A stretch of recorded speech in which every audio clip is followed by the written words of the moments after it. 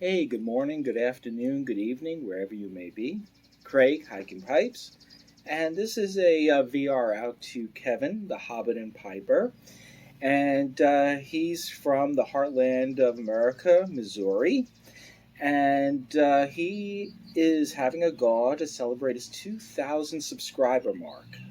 I can't even imagine what that is like to have that many followers, but being a follower myself, I understand his appeal. He's comes off as very down to earth and very approachable and very genuine. And I really appreciate about watching his content. He will talk about pipes. He will talk about tobaccos, of course, and he also, will talk about food and how he likes to barbecue. So lots of interesting, diverse content going on. And again, enjoy watching him. So, what Kevin has asked us to do is kind of talk about what our favorite summer tobacco would be.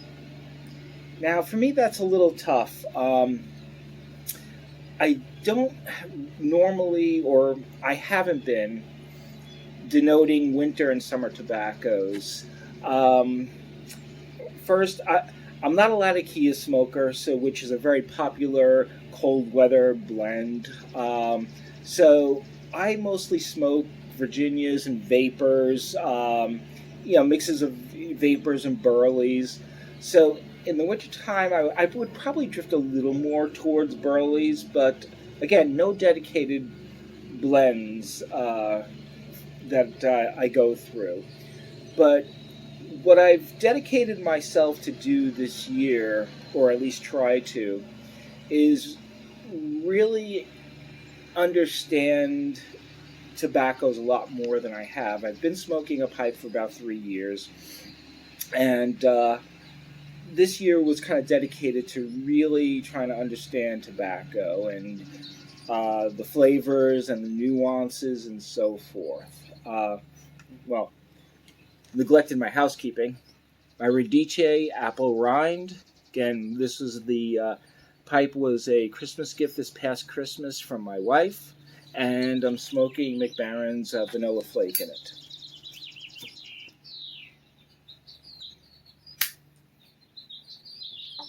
But that all being said,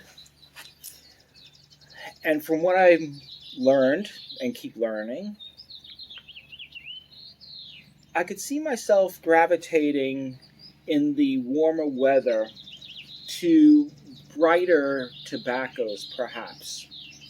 And what's kind of in my head, and subject to change, because it just does sometimes as I learn more, is probably Orlick Golden Slice will be a particular warm weather tobacco for me. And the reason I say that is when I open the tin up, or when I open the jar up that it's contained in, I get this immediate light, hey, waft in the face. It just smells very bright, and it just, to me, it's conducive to a warmer weather.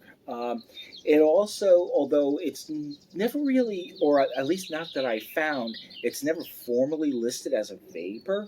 It certainly has some, it seems, vapor qualities to it. I think the preponderance of smokers will agree that there's some perique in there that's maybe not well publicized. I could be wrong, and I'll accept that. But it just it just has that brightness to it.